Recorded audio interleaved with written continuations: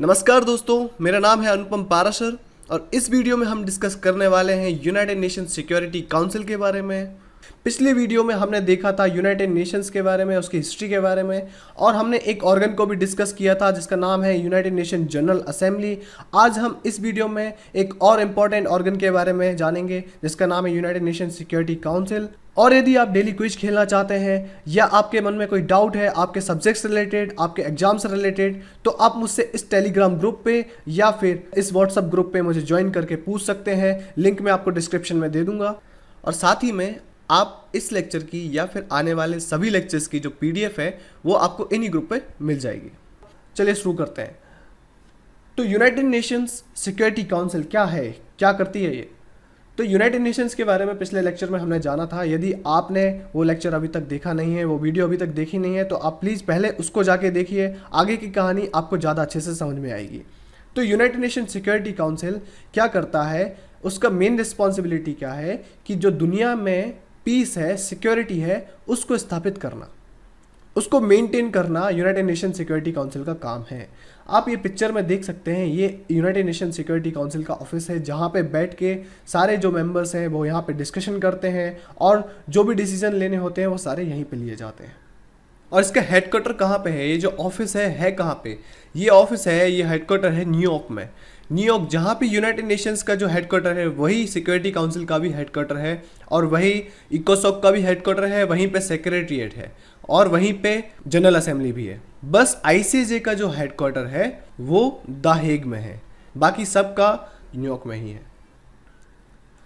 Members कितने होते हैं यूनाइटेड नेशन सिक्योरिटी काउंसिल में? तो टोटल 15 मेंबर्स होते हैं यूनाइटेड नेशन सिक्योरिटी काउंसिल में, जिसमें से 5 परमानेंट मेंबर्स हैं और 10 नॉन परमानेंट मेंबर्स हैं।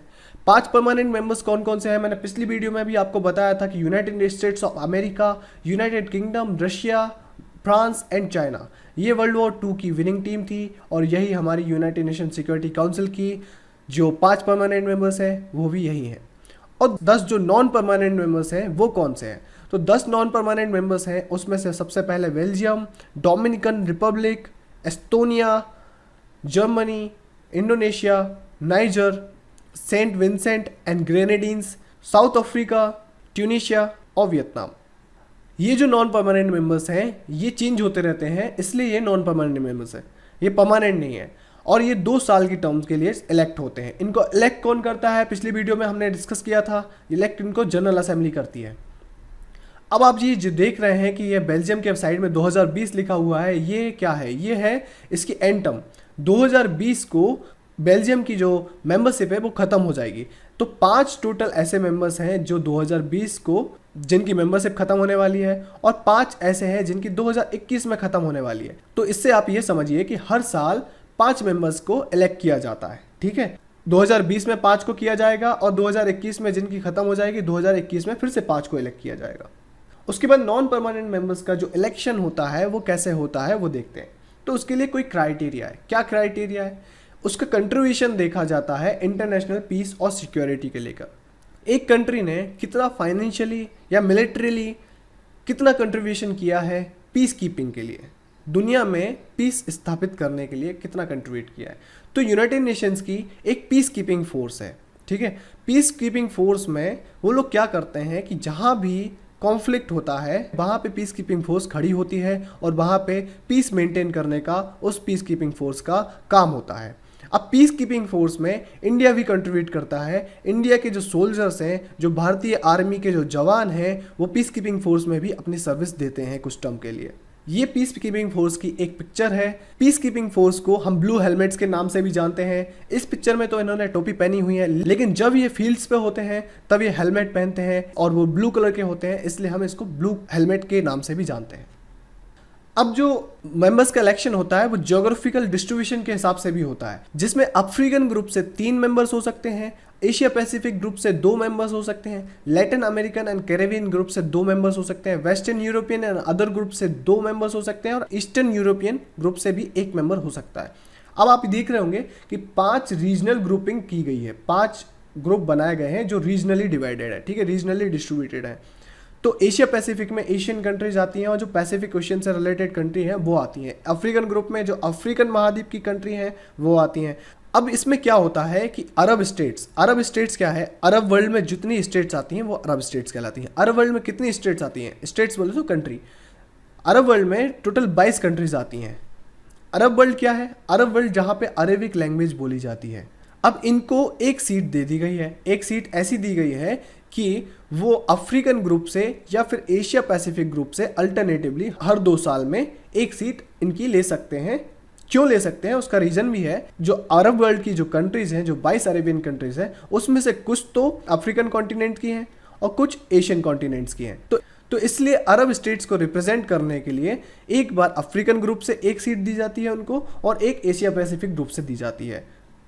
अब टर्की और इजराइल 2 ऐसी कंट्रीज हैं जो बड़ी इंपॉर्टेंट कंट्रीज हैं, लेकिन उन्होंने नॉन परमानेंट मेंबर्स में कभी इलेक्ट नहीं हुए हैं और उन्होंने कभी काउंसिल को सर्व नहीं किया है। और एक और बात जान लो कि ये जो 2 कंट्री हैं ये एशियन कंट्रीज हैं।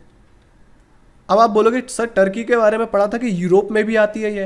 हाँ, तो कुछ पार्ट इसका यूरोप में आता है, 5% पार्ट आप समझ लीजिए कि टर्की का यूरोप में आता है, और बाकी जो 95% जो मेन पार्ट है वो एशिया में आता है। तो अब क्या होता है, ये एशियन कंट्री तो है लेकिन ये एशिया पैसिफिक ग्रुप में नहीं आती है। जो एशिया पैसिफिक ग्रुप है ये उसमें रिप्रेजेंट नहीं करते खुद को।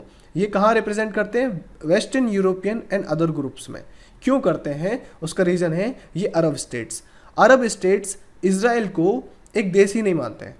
अब एक देश नहीं मानते हैं तो वो एशिया पैसिफिक ग्रुप में उसकी जो रिप्रेजेंटेशन है उसको ब्लॉक करते हैं, उसको उस जो ग्रुप में ज्वाइन नहीं होने देते हैं। तो जब उस ग्रुप में ज्वाइन नहीं होने देते हैं, लेकिन इजराइल को तो ज्वाइन होना है। अब आप इसको इस तरीके से समझिए कि ये जो रीजनल ग्रुप्स हैं ये 5 मोहल्ले हैं, ठीक है, 5 कॉलोनीज हैं। अब आपकी कॉलोनी का या आपके मोहल्ले की एक टीम है, क्रिकेट टीम है, ठीक है। अब आप क्रिकेट खेलते हैं तो आपके मोहल्ले में एक लड़का ऐसा है जिसको आपके मोहल्ले वाले हैं वो आप उसको लड़के को पसंद नहीं करते हैं। उस लड़के की आपके मोहल्ले में किसी से बनती नहीं है। अब जब उस लड़के की किसी से बनती नहीं है लेकिन उसको क्रिकेट खेलना बहुत पसंद है, अब उसको क्रिकेट खेलना बहुत पसंद है तो वो क्रिकेट खेलने कहीं तो जाएगा। तो वो क्या करता है कि एक ऐसी मोहल्ले को देखता है, एक ऐसी कॉलोनी को देखता है जहाँ उसके फ्रेंड्स हों, तो वो उस कॉलोनी को, उस मोहल्ले को जाके ज्वाइन कर लेता है और वो फिर वहाँ से अपने क्रिकेट खेलता है। तो ऐसे ही इजराइल के साथ है और ऐसे ही टर्की के साथ है कि वो अपने रीजनल ग्रुप जहाँ उसको होना चाहिए वहाँ तो नहीं है, क्योंकि उसको बाकी कंट्रीज पसंद नहीं करती हैं, लेकिन वो वेस्टर्न यूरोपियन और अदर ग्रुप्स में आता है। क्योंकि वेस्टर्न यूरोपियन और अदर ग्रुप्स में यूएसए आता है, यूके आता है, जो कि इजराइल के बहुत अच्छे मित्र हैं। अब कुछ कंट्रीज और भी हैं जैसे कनाडा है, ऑस्ट्रेलिया है, न्यूजीलैंड है। ये भी ना, ये इनको पैसिफिक ग्रुप में आना चाहिए था क्योंकि ये पैसिफिक ओशन से लगे हुए हैं। लेकिन ये किस ग्रुप में बिलोंग करते हैं, ये वेस्टर्न यूरोपियन और अदर ग्रुप्स में आते हैं। क्यों, क्योंकि इनकी जो पॉलिटिकल आइडियोलॉजी है या इनकी जो कंट्री की आइडियोलॉजी है वो इस ग्रुप के साथ बहुत मैच करती है। और ऐसे और भी मेंबर्स हैं टर्की और इजराइल की तरह, टोटल 50 से ऊपर ऐसे मेंबर्स हैं जो नॉन परमानेंट मेंबर्स कभी बने नहीं है, मतलब इस सिक्योरिटी काउंसिल में वो कभी अपने आप को रिप्रेजेंट नहीं कर पाए।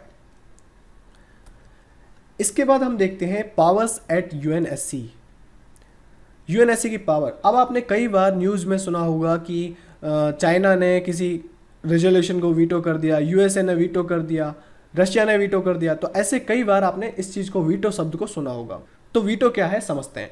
तो देखो ऐसा है कि सबसे पहले तो ये देखो कि जो बाकी जो ऑर्गन्स हैं यूनाइटेड नेशंस के, जो 4 ऑर्गन्स बाकी जो हैं यूनाइटेड नेशन सिक्योरिटी काउंसिल के छोड़ के, तो ये जो 4 हैं इनके जो डिसीजंस होते हैं वो इतने लीगली बाइंडिंग नहीं होते हैं किसी कंट्री के ऊपर या किसी मेंबर कंट्री के ऊपर। लेकिन जो यूनाइटेड नेशन सिक्योरिटी काउंसिल जो भी डिसीजन लेती है वो लीगली बाइंडिंग होता है मेंबर्स स्टेट्स पे, ठीक है। तो आप इसकी पावर समझ सकते हैं। यूनाइटेड नेशन सिक्योरिटी काउंसिल बहुत इंपॉर्टेंट ऑर्गन है। सारे मेंबर्स, मतलब कितने मेंबर्स, टोटल 15 मेंबर्स के पास, सबके पास अपना एक वोट होता है। और जो परमानेंट मेंबर्स होते हैं उनके पास होती है वीटो पावर। तो 5 परमानेंट मेंबर्स हैं, उनके पास है वीटो पावर। अब क्या होता है, ये वीटो पावर और जो वोट होते हैं वो कहाँ यूज होते हैं, वो यूज होते हैं जब डिसीजंस लेने होते हैं किसी मैटर को लेके। तो 2 टाइप के मैटर्स होते हैं, एक तो होता है प्रोसीजरल मैटर्स, तो उनके ऊपर डिसीजंस लेने होते हैं। तो उसको डिसीजंस को पास करने के लिए, उस डिसीजन को अलाउ करने के लिए एटलीस्ट 9 वोट मिलने चाहिए 15 में से। लेकिन यदि वो सब्सटेंसिव मैटर है, यदि वो इंपॉर्टेंट मैटर है, कोई बड़ा मैटर है, तो 9 वोट तो चाहिए ही चाहिए कम से कम। लेकिन साथ में जो 5 परमानेंट मेंबर्स हैं उनमें से कोई भी वीटो नहीं करना चाहिए या उनमें से कोई नेगेटिव वोट नहीं करना चाहिए। यदि नेगेटिव वोट करता है तो वो अपनी वीटो पावर यूज करता है और वो उससे क्या होता है कि जो भी रेजोल्यूशन पास होने वाला है या जो भी डिसीजन लिया जाने वाला है वो नहीं लिया जाएगा। अब P5 जो कंट्रीज है, P5 मतलब परमानेंट कंट्रीज जो है, परमानेंट 5 कंट्रीज जो हैं, उसमें से एक रशिया कंट्री है जो 100 से भी ज़्यादा रेजोल्यूशन को वीटो कर चुकी है जब से काउंसिल बना है। और अभी हाल ही में 2018 में यूएस ने एक बहुत इंपॉर्टेंट रेजोल्यूशन वीटो किया था, वो था इजराइल को लेकर।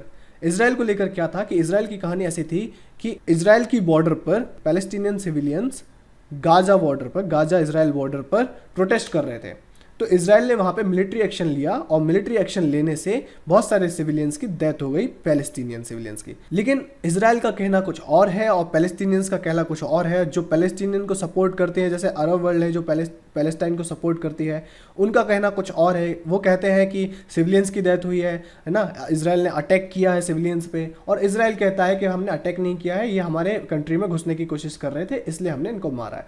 तो ये एक कहानी थी, एक कांड था जिसके ऊपर वोटिंग होने वाली थी, जिसके ऊपर रेजोल्यूशन पास होने वाला था, लेकिन यूएस ने उसको वीटो कर दिया क्योंकि यूएसए और इजराइल परम मित्र हैं। अब चलते हैं आगे और कुछ देखते हैं मिसलेनियस फैक्ट्स यूएनएससी के बारे में। तो यूएनएससी का जो प्रेसिडेंट होता है वो 15 मेंबर्स हैं उनमें अल्फ़ाबेटिकली हर महीने चेंज होता रहता है। उसके बाद जो एक ग्रुप बनाया गया है, एक जैसे रीजनल ग्रुपिंग्स है, ऐसी कई कंट्रीज ने मिलके अपने अपने ग्रुप्स बना के रखे हैं। तो एक G4 नेशंस है जिसमें इंडिया भी एक पार्ट है, उसमें 4 कंट्रीज हैं। 4 कंट्री कौन कौन सी है? ब्राज़ील, जर्मनी, इंडिया और जापान। तो ये जो 4 कंट्री हैं ये इसलिए इन्होंने ग्रुप बनाया क्योंकि ये बिड करती हैं परमानेंट सीट्स को लेकर। ये चाहती हैं कि हम परमानेंट मेंबर बने यूएनएससी का।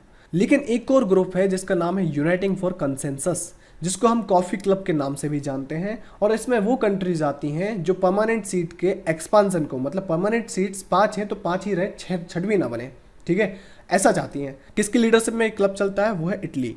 कौन कौन है मेंबर? इटली, स्पेन, माल्टा, सैन मैरिनो, पाकिस्तान भाई जब खुद नहीं बन सकता तो दूसरे को नहीं बनने देना है। South Korea, Canada, Mexico, Argentina, Colombia और टर्की। तो ये जो देश हैं ये अपोज करते हैं कि परमानेंट सीट किसी और को अब ना मिले। 5 है तो 5 ही रहे। अब यूनाइटेड नेशन सिक्योरिटी काउंसिल बहुत पुरानी हो चुकी है और दुनिया तब से बहुत कुछ चेंज हो चुकी है, लेकिन उसके बाद भी इसमें कोई भी रिफॉर्म्स नहीं किए गए हैं। अब इंडिया के बारे में जानते हैं, इंडिया और यूएनएससी के रिलेशन के बारे में। इंडिया रिसेंटली जो इलेक्शन होते हैं ना नॉन परमानेंट मेंबर्स के, हमने जो डिस्कस किए, उसमें 2021 और 22 के लिए इलेक्शन जीत चुका है, ठीक है, 2 साल की टर्म के लिए। मतलब 2021 और 22 में इंडिया नॉन परमानेंट मेंबर रहेगा। अब इसमें वोटिंग हुई थी और अनएनिमस सपोर्ट के साथ इंडिया वो इलेक्शन जीत गया और 2021-22 में इंडिया नॉन परमानेंट मेंबर बनेगा।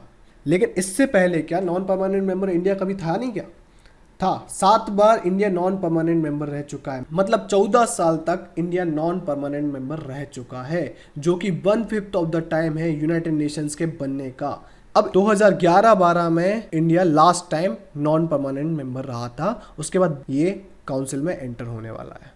तो ये वीडियो हमारी यहीं पे ख़त्म होती है और इस वीडियो में हमने डिस्कस किया यूनाइटेड नेशन सिक्योरिटी काउंसिल के बारे में। इससे पहले हमने यूनाइटेड नेशंस के बारे में अच्छे से जाना था, आप वो वीडियो भी ज़रूर देखेगा। और इसके बाद वाली वीडियो में बाकी बचे हुए हम ऑर्गन्स के बारे में जानेंगे।